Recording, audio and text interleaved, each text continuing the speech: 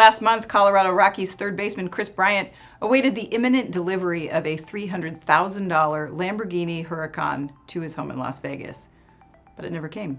Bryant, who was having the vehicle transported for the offseason from Denver, where he plays ball, enlisted a transport company to do the job. But what happens next sounds almost too strange to be true. The transport company was said to have fallen victim to a business email compromise, a scheme in which hackers were able to gain access to the company's system and quietly arrange the rerouting of the vehicle to an entirely new destination. In fact, investigators say the method was so sophisticated that suspects have been able to arrange unauthorized transport of many vehicles nationwide. Bryant's Lambo was eventually traced using license plate recognition cameras.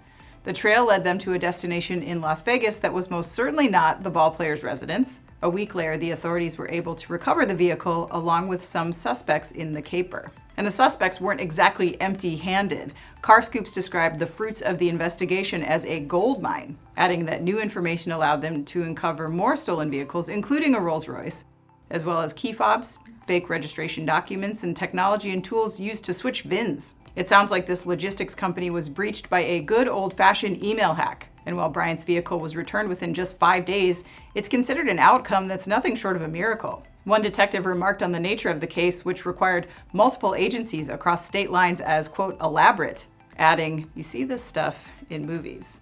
I'm Anna Wells, and this is Manufacturing Now.